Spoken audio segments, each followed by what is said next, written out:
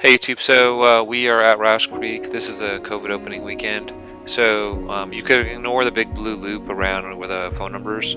Above it, you'll see where it says like the hills, the A Trail and Jotter's Way and the stair step. That whole area there, like it's sort of like in the middle above the lowest tube.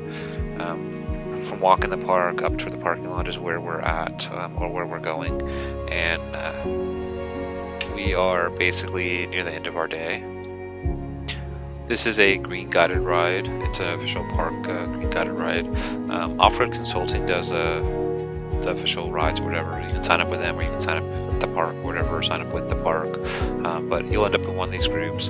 And they do blue rides, they do green rides. I don't think that they've done any black rides. They will do private rides, and with private rides, like they'll go wherever you tell them to go, basically. You know, so you say, hey, I want to do really advanced stuff, and then you can go do advanced stuff with them if you really want. So these pauses here, you notice that like I paused, and then now they're getting out, they're backing up, and they're going to get out to see what's going on. That's really good. That means they didn't ditch me. Like that's really good that they did that. But they're probably wondering, well, why did I stop? Well, I stopped because there's nobody behind me. So they're looking at me to find out like what's going on with me, and I'm looking like at the person behind them to find out what's going on with them. So that's the way the ride is supposed to work. Everybody's supposed to stop to find out what's going on with the person in the back. That way everybody stays together. It's better to have everybody stop like that than to have like half the group, you know, disappear and then, you know, not knowing how to get back to them. So normally on trails like this, I may not always stop as much as I would like, mainly because there's nowhere to go, there's no turnoffs. It's especially super important to do like on turnoffs, like right there, like that turn there was a super critical turn, because like if I would have made the left turn and like just ditched the person behind me, they wouldn't know where to go. So there's some traffic that we just passed that was a Gladiator and looked like maybe a Trailhawk Cherokee, if I just sort of had to guess, like the new ones, because it kind of looked kind of bubbly. But it's the same group that we were out with for the rest of the videos that you've seen coming up to this. And like I was saying, this is the first weekend that Rausch Creek was open since the COVID-19. So you're looking at footage from the first or second weekend of May, roughly. I could probably get the exact date if anybody really cared. Just let me know, I'll give you the date. But yeah, this was like the opening ride, so we're all following the COVID procedures. And I think the park went green, I'm not 100% sure.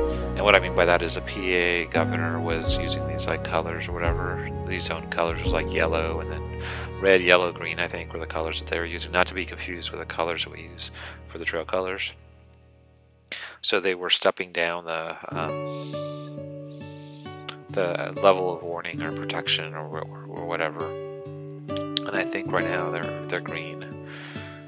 And yeah. So there's that was a F-150, it looked like, or maybe like a 250 truck. And as you saw, like at Rausch, the trails were really wide. Most of the trails you can get through with pretty much like any size vehicle you want to bring back here. I mean, I wouldn't tell you to bring a tractor trailer back here, but Raptors or Power Wagons or whatever you want, like it probably will fit back here. Even on this trail, like it looks pretty narrow. I mean, some of the like tree branches might like, you know, pinstripe the side or whatever, just touch the side of the vehicle. So this is the way that we're headed back to the parking lot. And if I remember right, when we got down here, basically there was a vehicle down here with a flat tire or something. And so there was an entire group of Jeeps parked on the trail that we wanted to take to get back. And so we ended up having to make this turn. I think it was this turn right here, where we had to take a little different route to get back than we were expecting. So I think that they're kind of like in the bushes to the right, or maybe we're getting up to them now. But either way, like we had to kind of bypass the trail a little bit to get around them.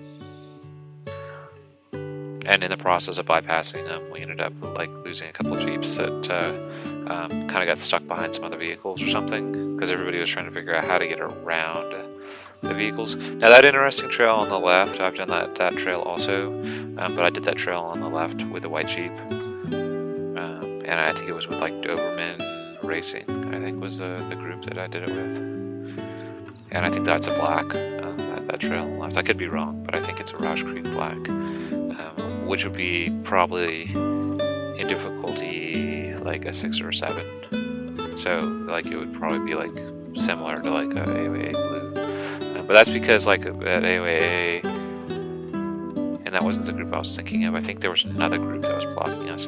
At AOA, like their blues are like the upper portion of the scale, and at Rausch, like the blues are like the lower portion. So like if green is like 1, 2, 3, and then blue is 4, 5, 6, then you're like comparing like a 4 to a 6 basically. Like they're both in the blue band, but there is like a very clear like difference in them. And pretty much almost all the blues at Rausch are like 4s. They're like 3s or 4s, and pretty much all the blues for the most part at AOAA are going to be your like 6s and 7s. So we were just about near the end of the day. You could probably tell because there's only about a minute left of footage. So normally what you do is like when you get near the end of the day on a ride, if you're leading it, is you try to get everybody close to the gates. The last couple trails that you do are near where you're trying to get to. So if you do have any problems, like you're within close proximity of the parking lot, so you try to move in that direction if possible, and that's what we're doing, obviously. And then the other thing that you try to do is you try to make sure that the last couple trails are low-key trails, so people have the chance to like relax, and when they get on the road, they aren't all like kind of amped up and get in a car accident or anything silly. And so that's usually what you do. You usually start with something as a warm-up, and then you do some stuff that's maybe a little bit more challenging and fun, and then you end the day on something that's kind of like slow and low-key, to get everybody kind of like reset. So we're going to pop out of the parking lot. This is the back of the parking lot that we're going to pop out in. I don't know if people normally go out this way or go in this way, or if... So that's the end of our day. So please like and subscribe. Subscriptions are really important to us. Please subscribe. Thank you, and have a wonderful day.